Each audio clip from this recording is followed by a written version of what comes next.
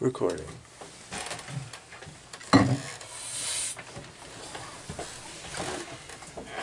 Sorry, Joe. No problem. Check one, check two. Check one, check two. Check one. Check 1, 2.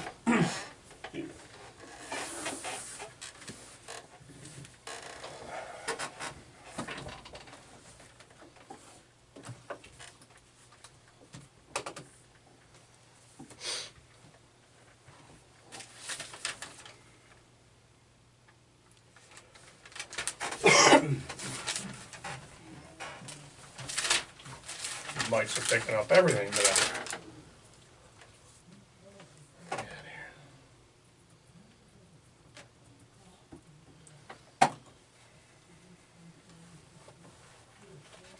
here. Yeah, I thought John was standing right next to me there. I was like, what the fuck?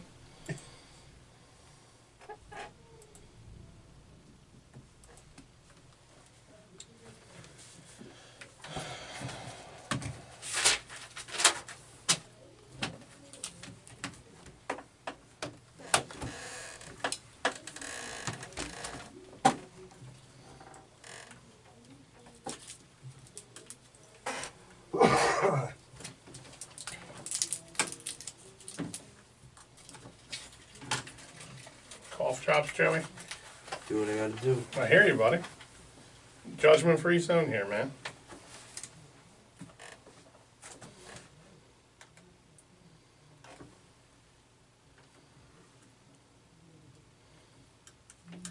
Although I heard the ladies dig the raspiness in your voice. I'll give the porn voice like Will. Oh god, that sounded like that sounded like the death rattle of Will. That's a dark side of That's Will. like the death rattle.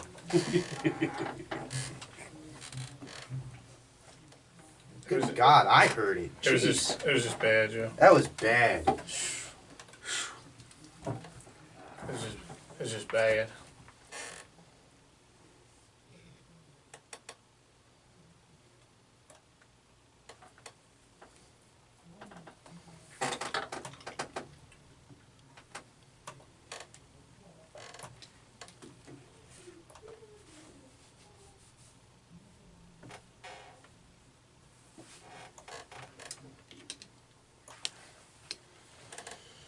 Countdown to kickoff.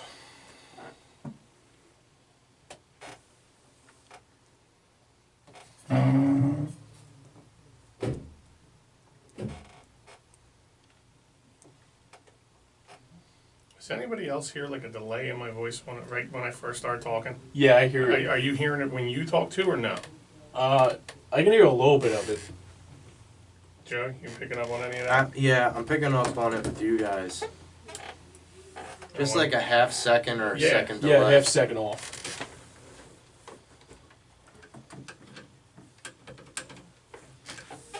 Always got to be Tom. But you know, I did also see 150 to 52 earlier, so. This is true. All right, I'm Joe. not Let's reliable. go. Taylor, do you hear any kind of? There's like a delay when I'm talking. Is that the gate or the gain or whatever? Is it like closed off or something? It's like I'm learning. I've been shadowing Marcus, but I got a long way to go. It's like there's like a second delay before my mic picks up my voice when I'm talking.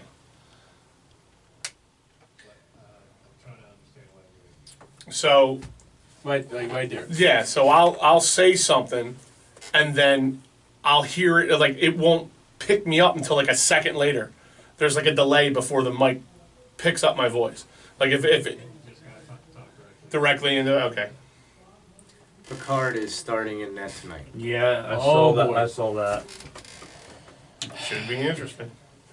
Well, we got Put nobody the else. owl on the list. Wow, Pat. Jeez. Wow. That's That good. That man's gonna get tattooed. Like in San Jose. 7-7 Tennessee and Dallas. Second quarter. Go a little 2 for 2.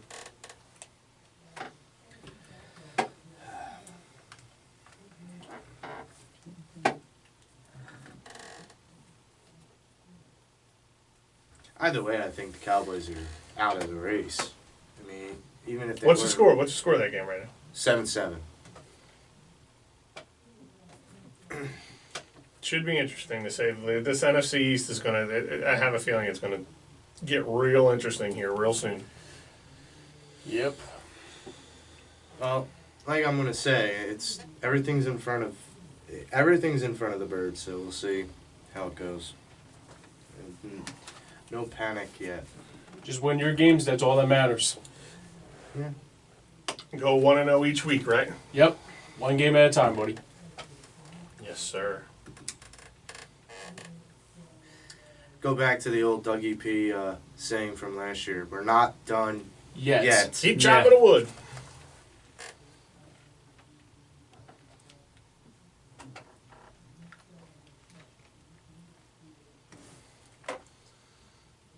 A buddy of mine, Will Heisler, just put something on Facebook. He wrote, "No traffic on the Schuylkill at 8 on a Monday. Everyone must be home resting up for the election." And I'm about to put out there, nope, they're trying to tune into the Pattison Ave Phanatics Live. That's right.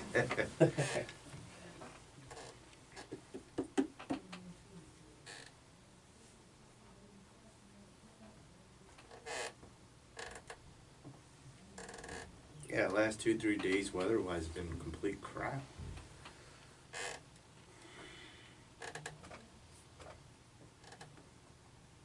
Anybody even notice, their bodies even notice, like, the extra hour sleep you got on Sunday? Did it help?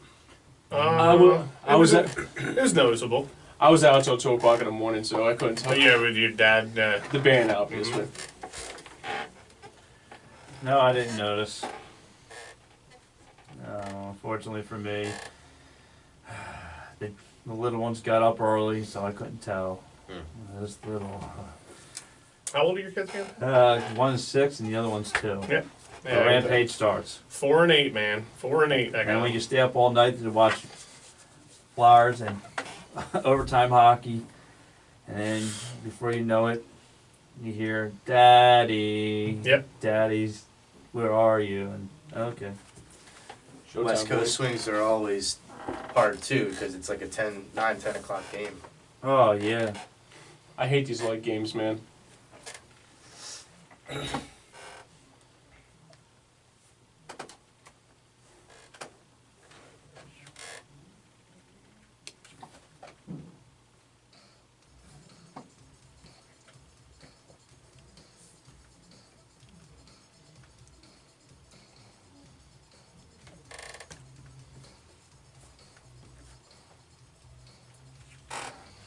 Ladies and gentlemen, welcome into the Pattison Ave Phanatics Show.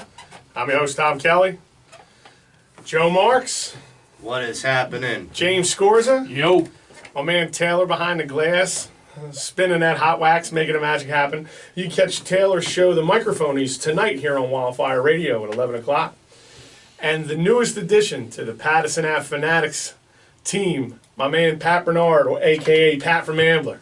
What's going on, buddy? Welcome aboard, brother. Yes, Thank sir. you. What, Thank my you friend? guys for having me on. I appreciate it. Yeah, if you recognize Pat's voice, he sat in with us a couple of times, and he's made the jump to he's going to be in here every week with us now. So Pat's the newest member of the Pattison Ave Phanatics team. We're happy to have him in here. Welcome aboard, Pat. Oh, thank you, John. It's an honor to be on the program. And the program has we've definitely gained an asset, that's for sure. Still waiting on Willie Guns. He's out there. We're listening. Will, thinking of you every show. Will's again. He's on night work at least until the new year, from what he was saying.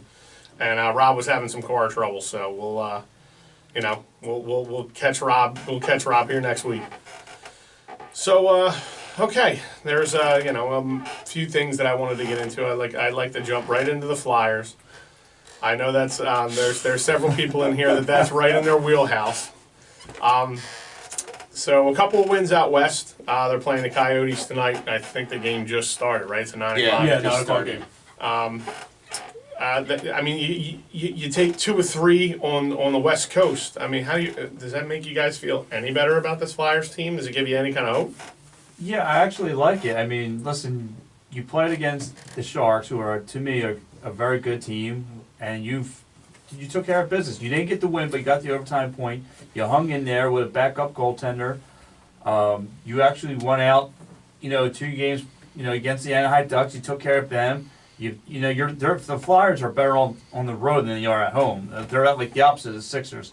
But they've improved. Actually, believe it or not, I think Elliott's actually improved his game a whole lot. So, and listen, I know he's not the starting goaltender, and I think he knows that. But I think he's willing to show the world that he's, if he ain't gonna be here, he's gonna be somewhere else. But he's actually improved a lot. He's actually stopped some of his goals.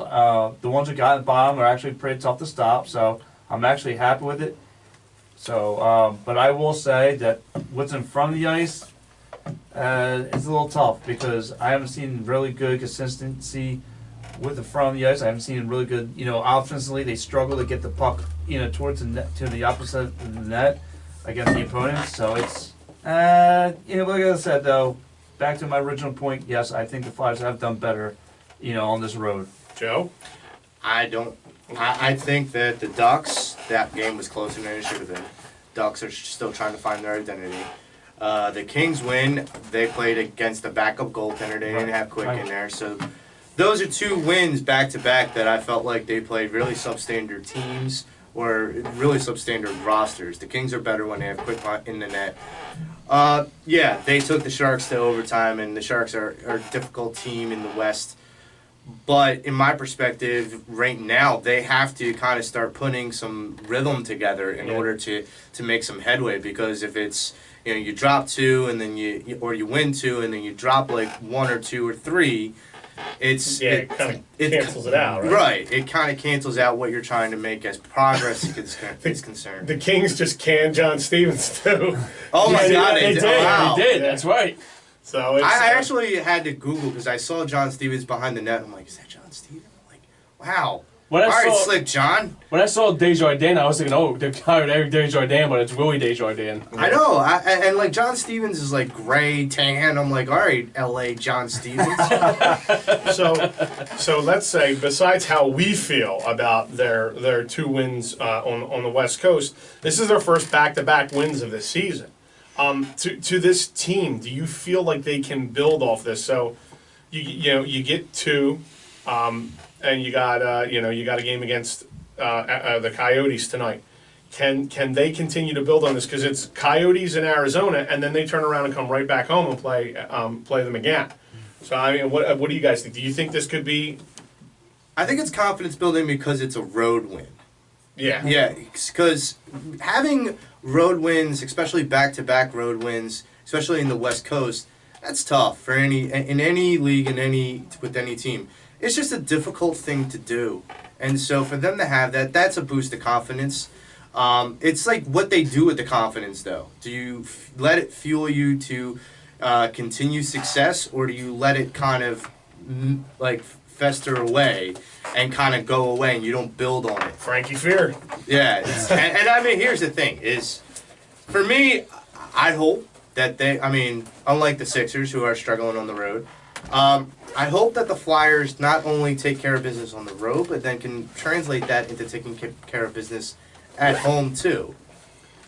I mean, the way I look at it, I mean, this could help them boost their confidence.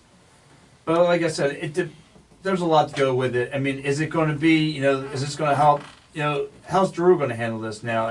Drew's got to be, like we've talked about, off air, Drew's got to be, the leader that pushes these guys more and more.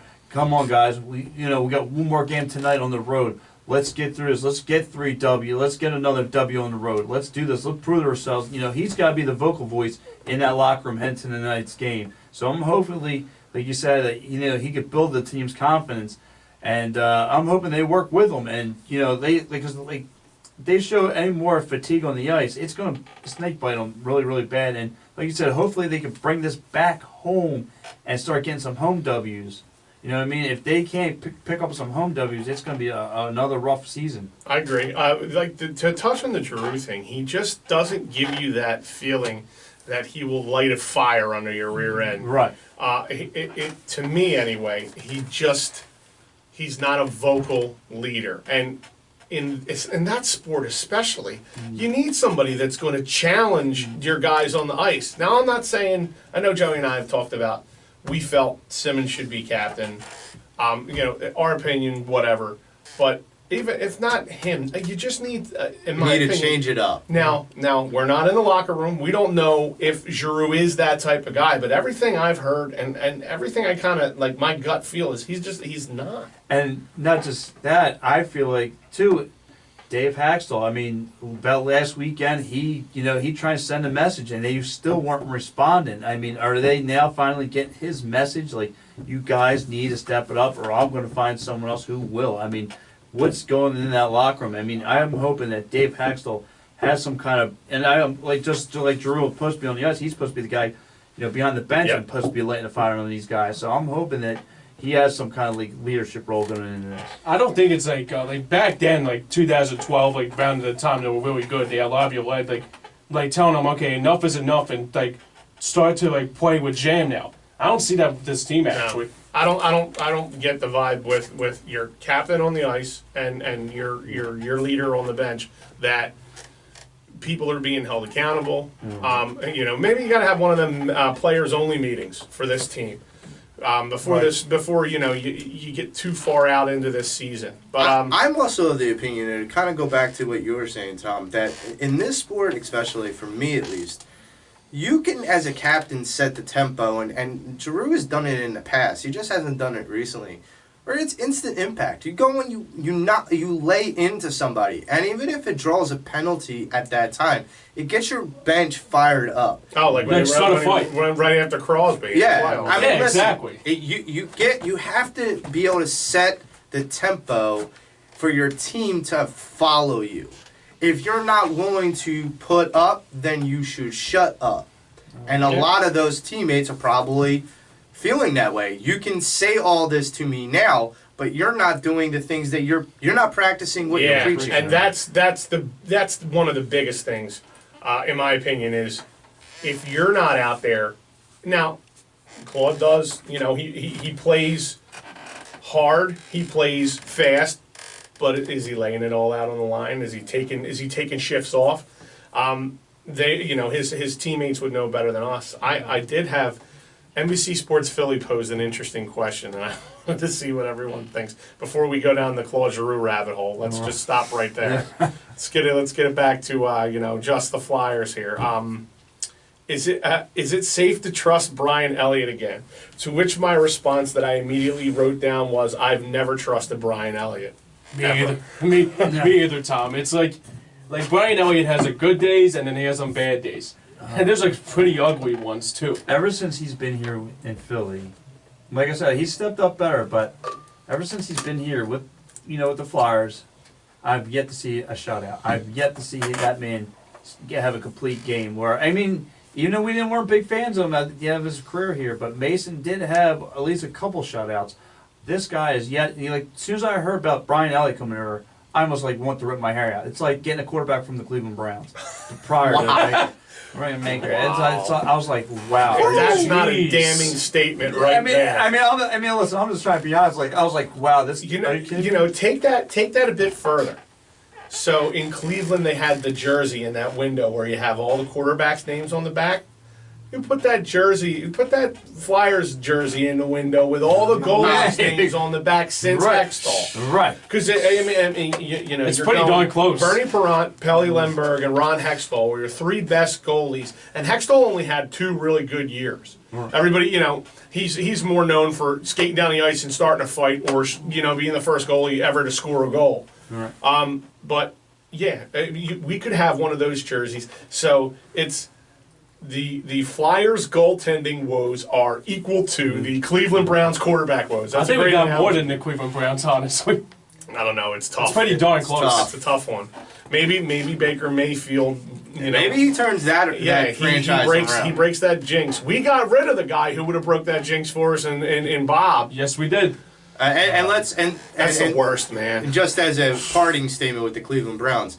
Hugh Jackson, who was the ex-coach of the Cleveland Browns, actually said on ESPN the other day about how he wishes he would have drafted Carson Wentz. I heard that. And I heard that he was vetoed. He was vetoed the upper draft office, him. Yep. management guys. And aren't you kicking yourself now? But to get back to Brian Elliott, no, I think he is incredibly inconsistent. He's hurt. He's currently hurt. He just doesn't seem as a goalie that I could ever see or imagine myself seeing as like one of the top perennial goalies in the league. And I think in this team, you kind of need that. And I know that that might seem selfish, but I feel like if you want Cup to come to this city, you need to have a perennial goaltender. I'm with you. I think captains get you to the playoffs. I think Goalies keep you in the playoffs. I think goaltenders Braden Holtby, perfect example. goaltenders win you championships. Yeah. And like we were saying, we haven't had one in a very long time. And so people a lot of times put Hextall's name up there right with Perrant and Lindbergh, and I put him a level below. And he like I said, he's only had a couple of good years, and like the numbers were good, but they weren't, blow you out of the water good. They were just they were good for a Flyers goal. Right. That's essentially what it is. And you got to remember with Bernie Perrant, he was playing with the Broad Street Bullies. Mm-hmm. So it's not like he was playing with a bunch of slouches and he had to carry the team. I'm not taking any credit away from Bernie. Well, I'm just saying it doesn't hurt. Well, but in that regard too, they weren't the most athletic team. They weren't the fastest. No. They were just the biggest bullies. Yeah, they just smacked you in the face as hard as they could. Yep. Night after night after night. So let me ask you. Let me revert a question to you fellas. Do you think the fan base is now getting a little impatient with Ron Hextall being the goalie guru that he once was? I mean, I think in general, you've talked to Mikey Miss on several occasions, and he basically calls the Flyers fans a cult, right? Which we are in a way. But if you look at it, and we were talking about this last week, that's starting that trend or that basically free ticket, Flyers front office free ticket, you don't get challenged. That's starting to go away. And now you're starting to hear rumblings. Like, people are just tired of waiting. Right. Yeah, what are you waiting for? Just, like, blow up the team and then just, like, start, like, building up. So here you go. Get rid of one person in the Flyer organization right now that can help. Doesn't matter. Player, coach, front office, it doesn't matter. For me, it's simple. You got to get rid of Hextall. You got to stop doing this former Flyers, you played for us, great, we'll move you into the front office, and then we'll assimilate you to what we want done in the front office. You got to go away from it, in my opinion. I'm on the same page as you. Yeah. Ron Hextall needs to go, and look, I was a Hexy fan. Same. But here's the thing. There's a big difference between being an athlete and being in the front office, and you got to know some of the ins and outs of the business in order to be able to be functional. So here's where there's sort of a misconception. So Hextall was the assistant GM in LA, and there was some good moves made. Those good moves weren't Ron Hextall. They were it was the kind of the regime before him, or he was the understudy. Who was the LA Kings GM at the time? His name's escaping me. It's in my. Yeah, it'll come. Yeah, we'll be 3/4 of the way through the show, and you'll shout it out loud because you'll remember. I'm the same Obviously. way. But yeah, so and the whole Carter's and Richards going there, that didn't hurt. There was a connection there with LA. That's and they were Richards, from what I understand, was a locker room issue, which is why they moved him. Right. And the other thing too about the Kings is that they had like talent too. They had Doughty, Kopitar, Quick. They had guys that can play around. Now it's like you got nothing. I mean, Gostisbehere's not Doughty. Ivan Provorov hasn't shown me anything. Drew is not going to be like Dustin Brown, and it's not going to take the team to the next level. So essentially, your younger guys, sophomore and junior years, are not panning out the way we had anticipated. It's looking like it's I'll give you my answer. I would have to say, I know people don't like to hear. I gotta say, it's got to be Dave Hextall at this point, because with me, I know. Listen, he's not on the ice. He's not playing. You got to hold that towards the players. I understand that, but you're the head coach. You're supposed to know how to, come up with these strategies. You're the one supposed to be looking at all the film. You're supposed to be looking at the opponent's film. You're supposed to be the one strategizing against, well, I know my guy could do this. I know my guy could do that. And I could have, Drew, this guy versus the second line, or, mix it up, or whatever you got to do. So, I mean, listen, last week he sent a message, and they still weren't listening. They still got blown out by the Islanders. I mean, yeah, have they got a couple wins? Yeah, but I mean, once they get back home and back under under pressure, it's going to be are they going to be able to respond to another message? How many messages are we going to get till we get to can we get to where we need to get to? Can we make it to like he's been here for 3-4 years, and he's been knocked out of playoff every year. Another first thing round. about that, Pat, is that he's been the longest coach for the Flyers in a long time actually, according to NHL. Yo, Pat told us pre-show that he wasn't going to get fired up, but I could see it brewing. So it's starting to bubble to the top. I don't blame you, man. Because Coming to the surface Yeah. now. what I mean? Like, because, there's a lot of people out there say, well, the Flower fans, and I've heard from some people, Flower fans are like Cowboy fans. They only care when they win. And that's not true. We're loyal people. We pay attention to all 4 teams. And I've never Okay, heard that. first I've off, never ever heard that comparison. Let's kibosh that If right now. somebody ever said that Okay. to me, we might them's fighting words. yeah, where I'm I from. know. Now let everyone who believes that hear this. Okay? We haven't won a cup since the 70s, okay? 74, 75. Right. And we're still here. Right. And we're still yelling and screaming and saying, let's go Flyers. That's We're still correct. That's selling correct. out the arena whenever we can, however we can. We still represent the orange and black anytime we need. We bleed that when we want to bleed it. And it's not a bandwagon thing. It's a we are passionate All thing. right. We are a hockey town, Here, They are. I hope you're listening. I'm going to go off on a little. I'm going to take this in a little bit of a direction here. I love it when people hear if I'm aggravated at what the Eagles are doing, or if I'm pissed at what the Flyers are doing, or if I can't stand the fact that the Phillies completely collapsed, or that the Sixers aren't necessarily looking like themselves, and then people tell me, "Oh, you're a front runner." Wait a minute, because I'm pointing out the fact that they're playing like lousy. No, I'm an educated fan who is completely entitled to speak my opinion, because not only do I cheer for my teams when they're winning. We're authentic fans. Yes, but I cheer for my teams when they're losing. Like when the Eagles go 4-12 and it's June and I'm wearing my Eagles hat and my T-shirt, you can't tell me that I'm not a real fan. Unfortunately, an educated fan is also like a disgruntled fan. Like we're bandwagon jumpers because we speak the truth. And you're not. You have a level of expectation which you temper around how your team is in free agency, under their front office, under their coaching staff, and then how their players act and react. Like Joel Embiid will be he only dropped 16 last night, and you say only 16 with 14 rebounds, but even if he has an off night, this city's going to love him because he speaks his mind. We effing sucked. That's one of basically one of his quotes from against Celtics Brooklyn. game. Yeah, and against Brooklyn too. Yeah. So, all right, real quick, let's close out the Flyers here. There's 10 games left because I could do the whole people mistaking you for being a bandwagon fan because you're not a yes man. We could have the 5-hour show on that. The Flyers have 10 games left in the month of November, including tonight's game. If you've checked out, and none of us have really checked out, but you just might not be as emotionally invested as you normally would be, some people, I don't know. To really grab your attention back and make noise for you, what do you need their record to be over the next 10 games? Me, I'm like, I don't need you to go 9-1, 6-4. 6-4 to me, and now I'm like, okay. Like Joey's Joey's giving me that. What do you want? 8? What are you? 8-2? I'm 7-3. 7-3. 7-3 because we're one game off. No. I'm saying 7-3 because I want some of those 7 wins to kind of be in a row. Like Yes. I want there to be a streak. I don't want a 10-loss streak and then later in the year a 10-win streak. Right. We're not gonna Some go through balance. I would Yeah. like. Some consistency, How which has about been a you? word that this Philly sports has been missing. I feel like I've been bringing it up a lot. Yes, about multiple teams.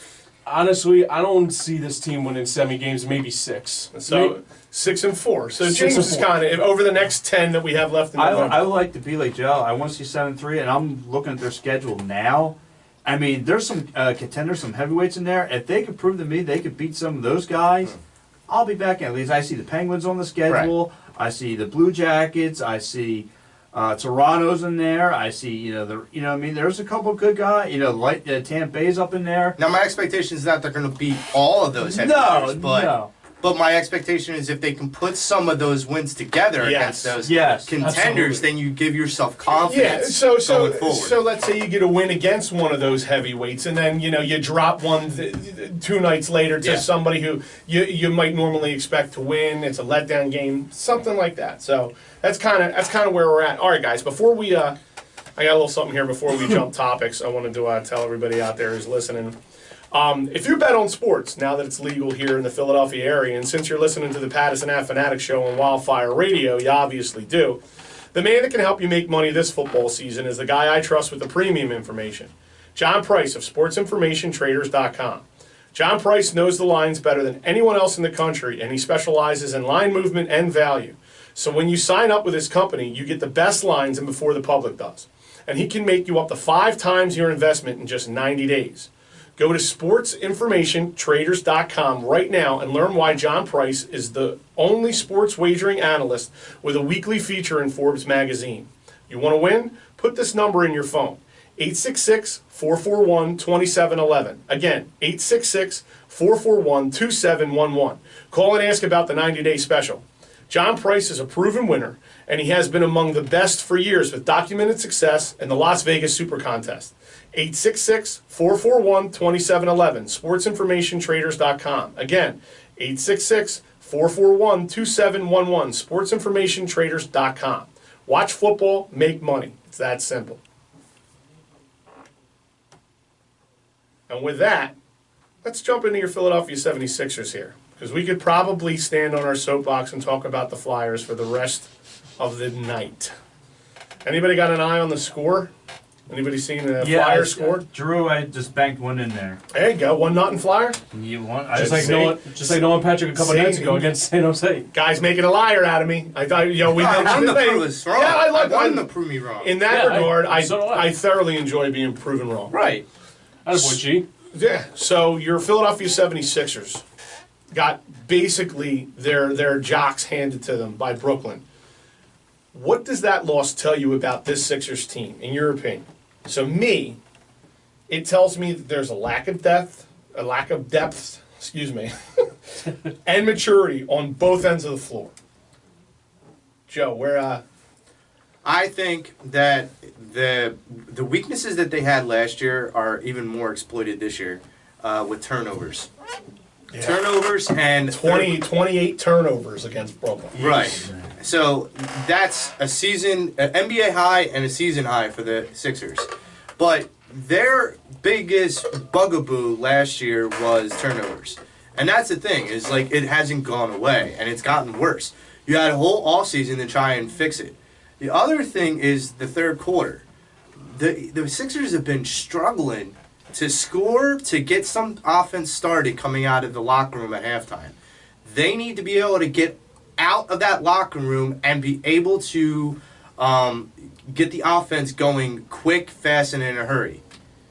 So I think it's the third quarter, and I think it's the turnovers and the lack of consistency within those turnovers. When they have more assists, they've been proven winners. Here's the thing, Joey. Do you think they're quitting on Brett Brown? Do I think they're quitting them? No. No. No. Oh, okay. And I say, I don't but Tom raised the question last week, and it made me think of things as I was answering the question for this week about that. And the question you brought up last week, Tom, was, is Brett Brown just an average coach? Well, okay, I said no, he's not, because he brought this team from like the depths of like 10 wins to a playoff contender.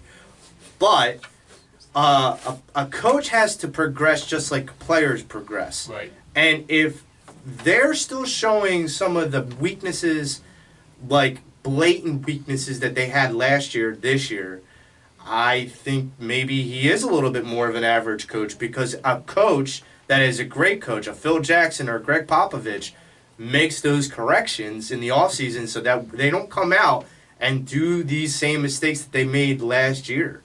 And so, no, I don't think they've given up on Brett, but I think Brett needs to kind of look himself in the mirror and say, okay, how am I going to take my coaching expertise with this team to the next level? How do I progress? Because he's saying it's a mirage. Like, this is, like, Brooklyn was just the anomaly. And Yeah. I'm not sure it is, because he said that for the second time this season. Not every time that you lose and look that terrible is an anomaly. It becomes a trend. Yeah, it basically said that's not us. Well, maybe you're not you of last year, and maybe this is you now. Pat, what you got over there? The way I see it, last night was disgusting. I mean, listen, Markel Fultz didn't even see the third quarter. I mean, that was really, really bad. And the chemistry between Simmons and Embiid in that first half was just like, I thought I was watching a different team. And the way I see it is just, they need a 3-point shooter in the worst way. They're trying to do something with this kid Sharmer. They're trying to make him be like J.J. Redick. They're having those two bond and all that good stuff, but you really it's shown that you need someone other than Embiid and Redick to shoot that three, and they're not getting any production. I mean, it's bad. I mean, like I said, you beat the Pistons at home, but you got on the road to play a Brooklyn Nets team. It's just the four of us here could beat the Brooklyn Nets, and they didn't show up last night. I was like, who am I watching? Am I watching the tank version of this team? I mean, listen, Brett Brown, another, like, I didn't understand why he put Fultz in there. I mean, in that third quarter, I mean, what's his strategy plan? I mean, what was he seeing that I wasn't? I mean, because I was begging for that kid to get in there. I mean, you need some offensive firepower, and as of late, the kid's been showing you a little something that's proven worthy that he should be on there more than Sarge. I mean, Sarge hasn't showed you. Well, he's got sea legs now. Yeah, he does. He's officially got sea legs. And to kind of hit on your Shamet, I had mentioned that he's like my sleeper. He's like my hot take for this Sixers team, because him partnered with Fultz, it seems like they're like guys that can really gel together. And I was very hypercritical about Markel Fultz, and during the Clippers game, I kind of saw Markel kind of come out of his shell a little bit and get more aggressive, and I liked it. And I'm like, okay, he's getting rebounds. He's trying to get a block. He's trying to dunk on Andrew Drummond. Okay, I'm okay with this kid being more aggressive, but he's got to stay with it. Don't waver. Be aggressive. Stay aggressive. I preached that last year about Ben. Now I feel like I'm preaching that about Markel, because I was saying that Ben last year wasn't being aggressive enough. Yeah. Now he is, and Markel's kind of wavering. So real quick, Pat, I want to touch on something that you were saying about needing 3-point help. I've been looking at it. What you need is not just 3-point help, but you need 3-point help that is not a defensive liability. Absolutely. J.J. Redick is a complete defensive liability. So is as was Ilyasova, as was Marco Bellinelli. They were just not. That's what happened to you in the playoffs against Boston.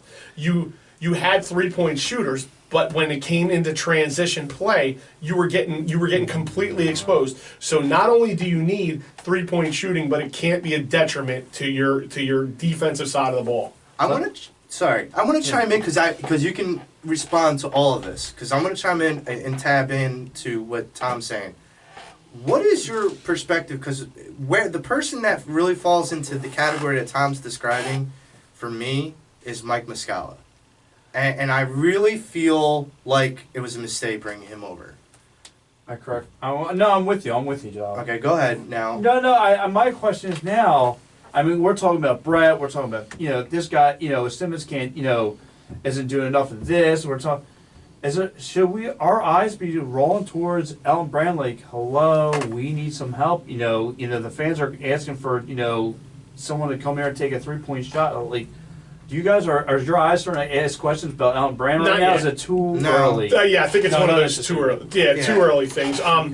Elton just got in here, just getting his feet under him. No, I put all of this at the feet of Brett Brown. And you got to remember, we didn't make a lot of those big moves with Bellinelli and Ilyasova until like close to March. True. So we're going to wait to see how the market plays out a little bit. Yeah. Because there's going to be injuries to other teams. There's going to be people that aren't performing well, that may be slotted to get traded, so you never know. So, look, if Tom Kelly from the Pattison Ave Phanatics Show can see that you need 3-point shooting that isn't a defensive liability, you know for a fact that that's what they're looking for. It's just what's available to you now and at the time. It's not like you're going down to the bus stop and grabbing a guy just because he's tall and it works. So I'm sure there's a lot of things in the works that we don't know Yeah, about. now, another point. No, should this go a little higher? I mean, should this go towards Josh Harris? I mean, you sat out pretty much a whole summer, a whole free agent summer, without no GM. I mean, you let Brett Brown, but Brett Brown's doing coaching. His head's got to be in a million other things. I mean, maybe if they would have had a GM in the summer, and as soon as possible, as soon as Colangelo walked away, maybe if they would have had a GM in the summer, maybe we could have got a couple free agents. I mean, someone who would have took that role a little earlier. So Josh Harris, in my opinion, is an absentee owner. He is not a Jeffrey Lurie who is all in. I'm not saying he's not all in monetarily. I get the vibe. Like, look, the guy owns the New Jersey Devils too. Okay. Did he bring in Robert Kraft on Friday or 2 nights ago? Yeah. So he was down on the floor. Eskin was talking about it. Yeah. I was saying like Josh Harris brought him in. No. Kraft came in on his own. Oh, he wanted okay. to meet Joel Embiid. Oh, so maybe they're looking for a tight end. I don't know. Maybe they're getting rid of Gronk and bringing in Embiid. But as far as Harris goes, I don't think we can. Like I said, he just he's that guy. He's got a lot of money, owns a lot of businesses.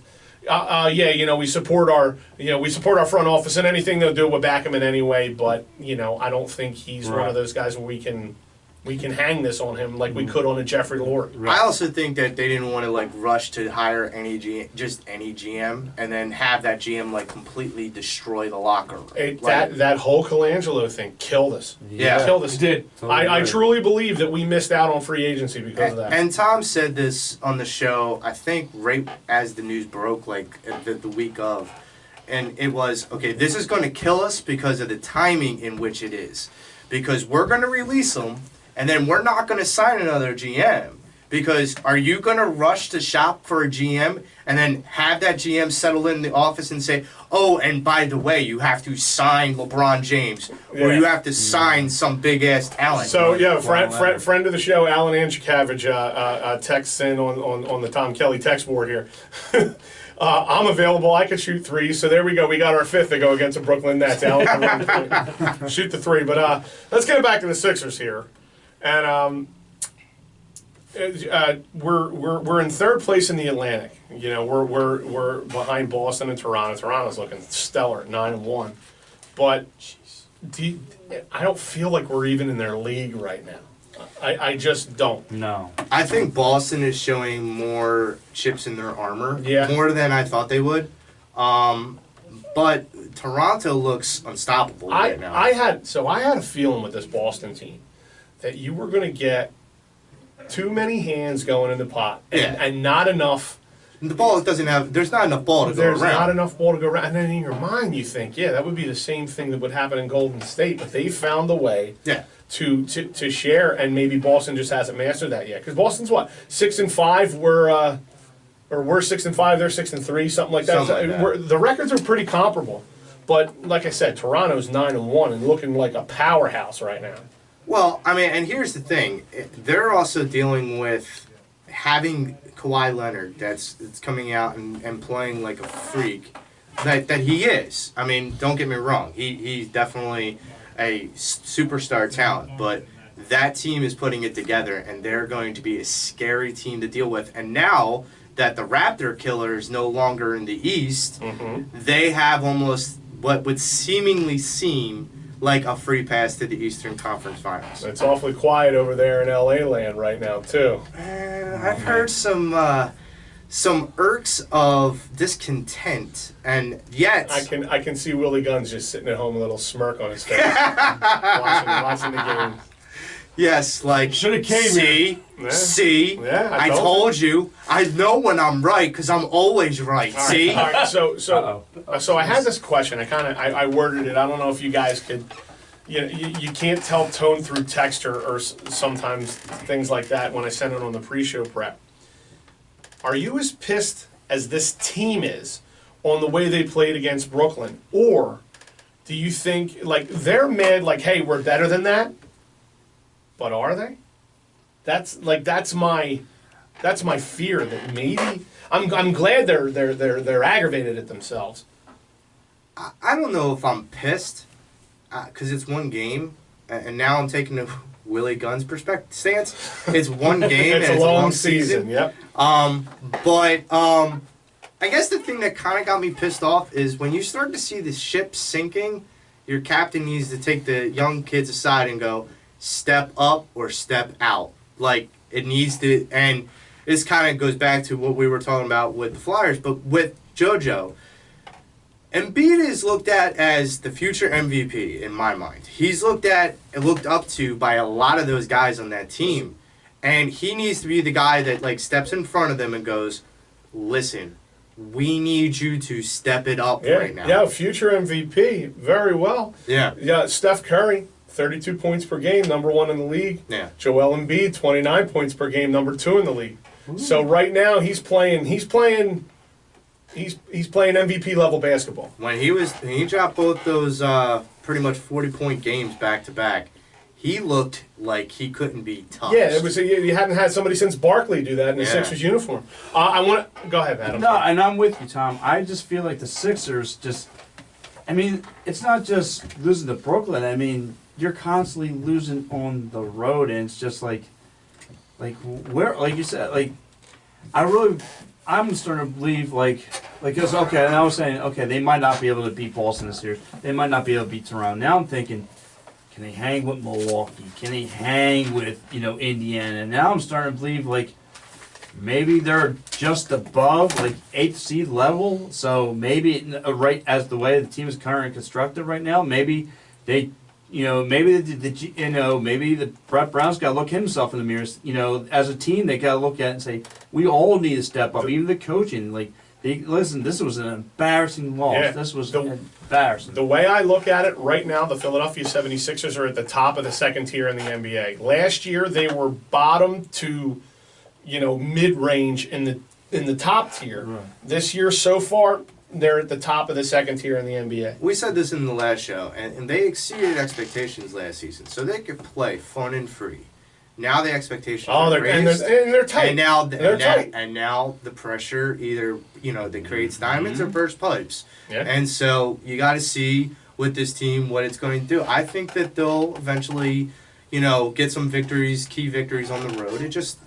I think this team is still trying to gel together. And I believe, and now I feel like the opponents got the tape on NB, what they have to do. Yeah. They're going to try and put 2 to 3 guys They on still NB. can't stop them. It's just they know how to shut the clamps down on the rest of the team. Right, and they could leave Simmons wide open for a 3-point. He ain't going to take that. So, I mean, they're figuring out how to beat the Sixers. Yeah. And now it's up to Brett Brown and the Sixers now to adjust and make themselves better. So we're going to do the same thing with the Sixers here before we kind of transition into the Eagles for the last part of the show. The Sixers have 13 games left in November.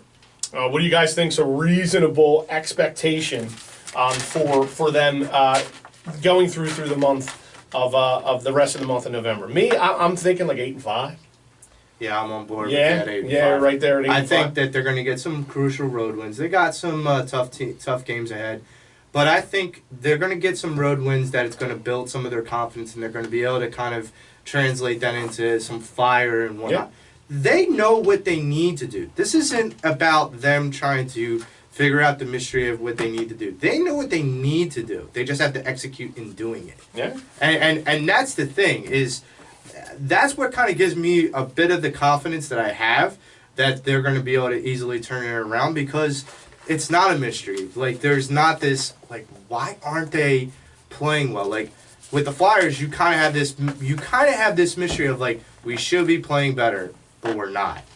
With the Sixers, we're not playing better on the road, but we probably understand why we're not. We're not gelling as a team together, and I think once that starts to happen, wins on the road will just translate and happen. Gotcha. Well, look, I did want to.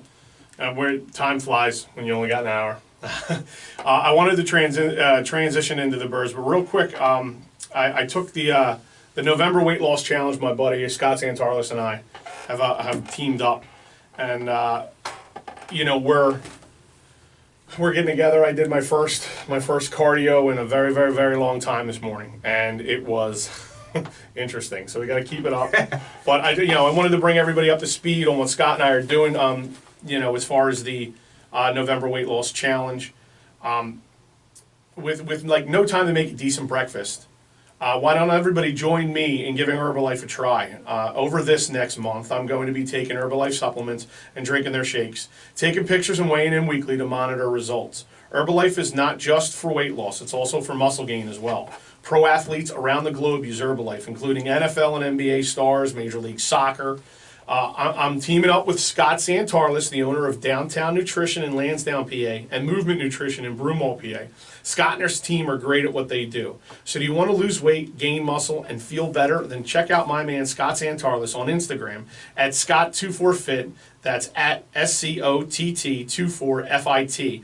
And on his website, movement-nutrition.com. That's movement-nutrition.com. Take the guesswork out of weight loss and muscle building. Make sure you tell them Tom and the Pattison Ave Phanatics sent you. When Movement Nutrition and the Pattison Ave Phanatics on Wildfire Radio team up, there's nothing we can't do. And with that said... So real quick, just before we get into the Eagles, Pat, what and James, what is your prediction really quickly on the next 13 games for the Sixers? What's your record and prediction? Well, I was trying to look real quickly. I was trying to look up who they're playing, but I got no signal here. But anyway, I think I just want to see. It's hard to tell because I like to see who they got on the schedule. But right now, I would like to see them at least pull out at least 7 straight. You know, I know they're not going to pull 7 straight wins, but show me like just like the Flyers, like a 7-6, 7-6 record, okay. And beat some contenders in the East at least. Beat some teams. What about you, James? I guess I would say 7-6. 7-6. Yeah. So 8-5 for me, you and Tom, and 7-6 for these guys. All right, let's transition into the Eagles. Yeah. So it's Cowboy week. thank you, Joey, too. I wanted to make sure I got all that in, but I'm glad we got their picks for the next 13 games. Mid-season review about your Philadelphia Eagles. We're at the halfway point of the season, and it's just nice that the bye week falls on this week this year. James, give me your mid-season review. Tell me what you think about this team after its first 8 games and how you're feeling. I just want to see a great team. Like, I want to see 2 teams play. Like the Eagles, for example, come out of the bye week, like down the field, like what they did in the divisional round, like Nick Foles throwing into Torrey Smith. I want to see a deep pass to Golden Tate, pass interference, and they score right on the first drive. Yeah. I want to see them like come out PO'd actually. Joe? Well, I'm of the opinion that they're 1 game out of first place in the division after yesterday. They have 5 divisional games left to play. The rest of the season's in front of them. They can win the division with ease, and they can once you get into the playoffs, it's a whole new ball game. The season completely starts over. Yeah. Everybody else is at 0-0. Everybody's in. And so my perspective is, the first half was the first half. Put that season behind you. You took the bye week. You had your own little mini off season, and now you have to recoup. You get Golden Tate, who I feel like is going to be an asset, and we'll get into that a little bit. And so for me, I think I see this team excelling and getting into the playoffs by winning the division. I think it's time to work. Time for them to step on the gas and don't let up. I totally agree with you both, gentlemen. I think the Eagles are going to come out of the bye, come out Sunday night, and show the Cowboys, and it's going to not only put a spark in their keisters, but show the Redskins this is our house. This is Carson Wentz's division. He's going to be the quarterback for the next 10 years. You know what I mean? He's going to show that this is his house. No one's going to come in there and take it. We're running the table now, and that's what I want to see out of the Eagles. That's the attitude I want to see. I want to see, Dougie P as adjustments. I want to see. Like Golden Tate was was a great pickup, and he's going to definitely be a great asset to the team, and he's going to deliver. They're going to help us run this division. So I think the Eagles are going to be on pace to win the division and win 1 division game. That's where I'm going. All right, so for my mid-season review, I think the O-line and D-line have let us down a lot. With that said, there's injuries across the board again, and I'll get into for the next 8 games in a minute. I was going to ask the question how you guys feel about the Golden Tate acquisition, and we just found out how Pat and Joe feel, which is fine. Now, me on the other hand, I feel like We are deep in what Golden Tate does best, and that's short yardage receptions. Run it now. As far as run after catch, he instantly becomes the best on our team with Nelson Aguilar in second, in my opinion. For those short 7-10 yard routes. Now, we're not counting Alshon Jeffrey going down and going over the top, but I think now what's going to happen? You're going to put Tate in the slot. No. You're going to move. That's what I'm saying. Yeah. That's his natural position. Mm-hmm. So are you going to put him in the slot, then move Aguilar outside again, where we know he has problems making that transition? That's my only fear. Now I know Tate is probably better in the slot than Aguilar, but Tate to me seems like he would be a little bit more versatile. We both saw Tate when he played for the Irish, and we both saw a couple glimpses when he played as a Lion. Those 9-0 fighting Irish. Yes, sir. Here's the thing. Tate can stretch the field. He's a speed demon. He can stretch the field. I think even in the short term, you're going to see Aguilar put back into the slot position where he excelled extremely well last season. You're going to see Tate kind of stretch the field. I've brought this up before. I disagree. Tate, at this point, at 30 years old in his career, that's not what he's going to be utilized for. He's not going to be that over-the-top field-stretching threat. He's one of those guys that has probably one of the league-leading 20-plus receptions. He's a guy but that's yards after catch. That's not 20 I understand, but all you need him to do is the corner to believe that he's going to catch it. Sure, but if I'm the corner, I'm not. Because he hasn't shown me anything in the last, so far on tape this season. Now, against the Cowboys, he had 2 touchdowns. He had some good yardage, but look at those touchdowns. They were yards after catch. It's not. All right, so. I hope you're right. I would love to be wrong. If you're going to bring up the board, and this is how I'm going to bring up the strategy board here. If Golden Tate catches a couple quick passes from like 5 yards from scrimmage, and you just utilize that run after catch speed like you referred to, okay, so now what the strategy more elusiveness than speed, right? But still, my point of view is that he can get away. That corner then has to move up and play press, has to in order to be able to defend that 5-yard pass. So when that defender moves up and plays press, that's when you audible a hot route to Golden Tate to go for a post route or a fly route. And then if you have Aguilar on the field, or even Ertz on the field, and you have them in the slot position or interior position. You run them away from each other. Exactly. Yeah, no, I totally agree with that. And that's where I feel like it's not necessarily like I'm saying he's going to go Deshaun Jackson. He's 30 years old. I completely agree. He's not that unbelievable, reliable target. But I will bring up that someone in this room called the guy that we had as that deep threat, Mike Wallace, as hot trash. I'm not going to rat out who that may be. But that person basically said that he was not worth the money that we paid him. So in my perspective, Golden Tate pretty much better than Mike Wallace if I'm taking that person's opinion. I wouldn't disagree with you. Okay. I wouldn't disagree with you. I'd bring in Chris Hogan over Mike Wallace. I know you were coming at my neck, Joey. That's all right. Sorry, Pat and James. There we go. Joey and I get on our soapboxes a little bit. That's all right. I'm just enjoying that job. Let me. Look. I have to fill Willie Gunn's shoes in some capacity.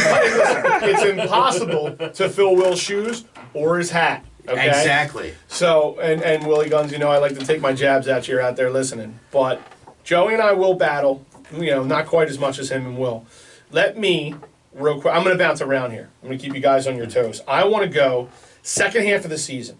I'm going to give you the teams. I'm going to give you the next 8 games. You give me W's and L's, and I'm going to go around the table. All right. All right. And yeah, don't have a pen on me, but that's quite all right. I got tons of them over here, Joey. You're good. So let's start with our next game. Dallas Cowboys. Win or loss? I'm going to say win.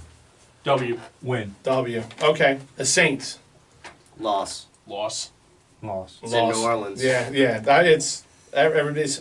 I mix mine up at the end here. You'll see where I'm going with this.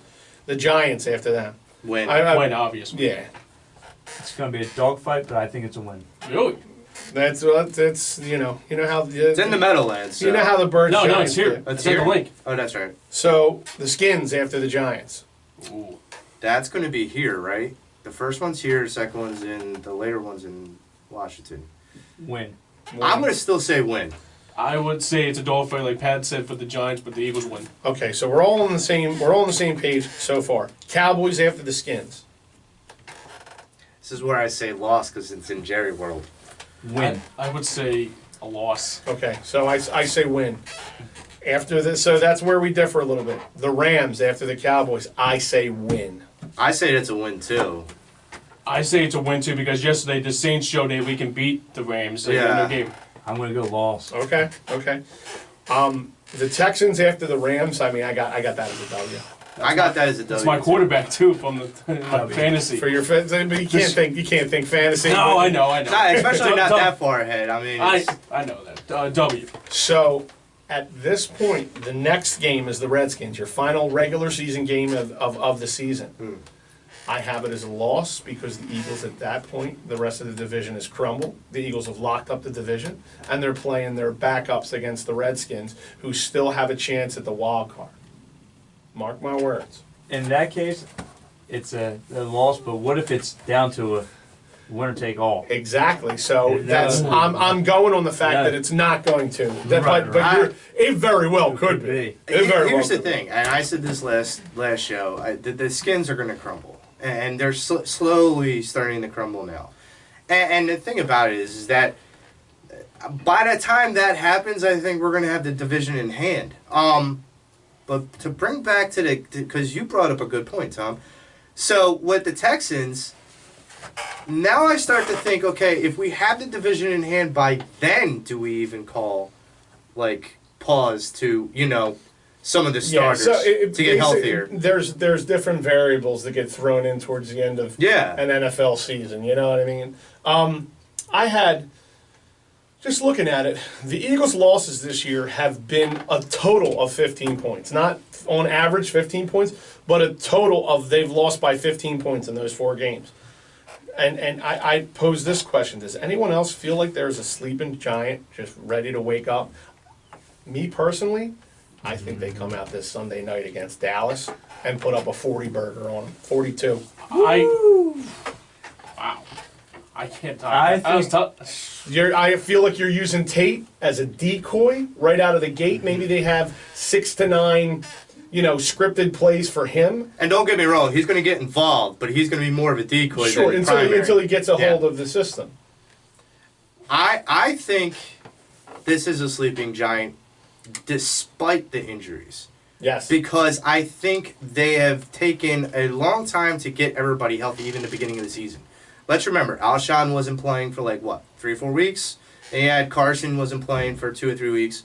Then we had Sproles, and then we didn't have Sproles, and we were trying to piece things together. And honestly, this team has been trying to piecemeal a playoff contending, repeat championship team for the whole season up to this point. So the fact of the matter is they had a bye week, and they had their roster, their people in that locker room, and they said, okay, this is your ride or die team.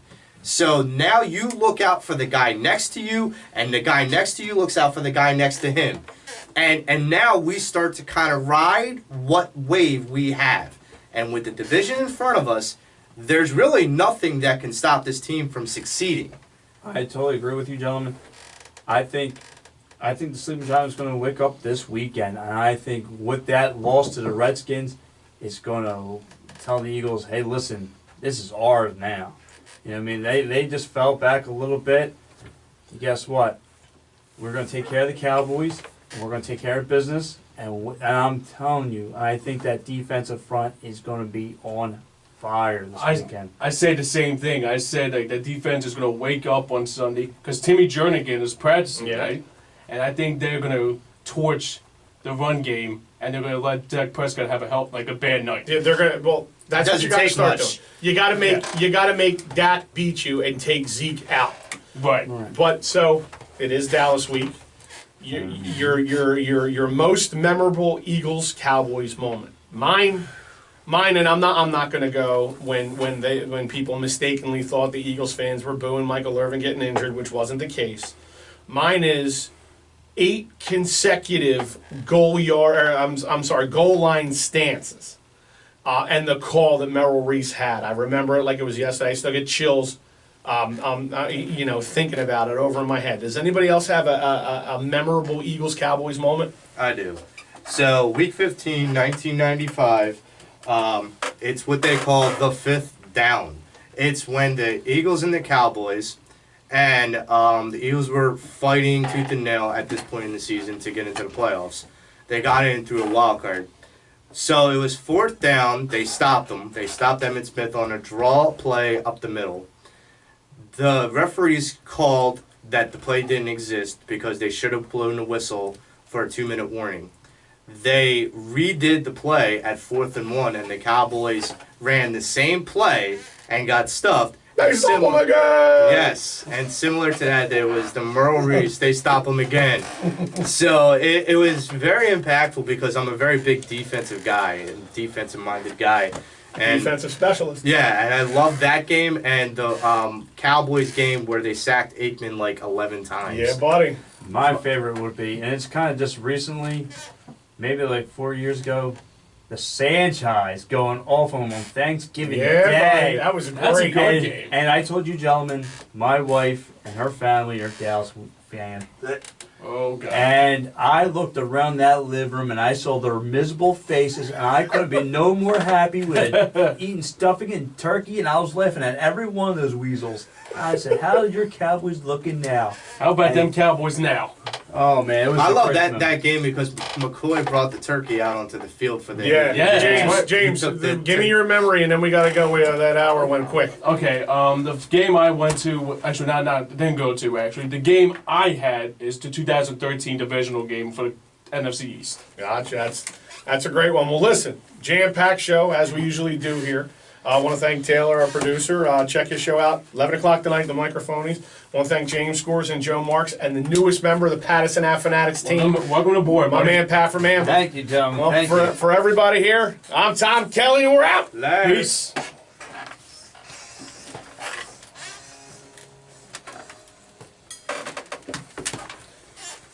Ray Rhodes and Barry Switzer in '95, and then the Cowboys beat us in the divisional round. Yeah, the Birds had I was not- an 8-down one. It was 4th down. Yeah. And there was some penalty where they got basically 1st down again and did it all over again. Remember like it was yesterday. They called back the fourth down and 1, and the referee said they blew the whistle. Yeah. But because the vet was so loud, they couldn't hear the whistle. The Yep. players didn't hear the whistle.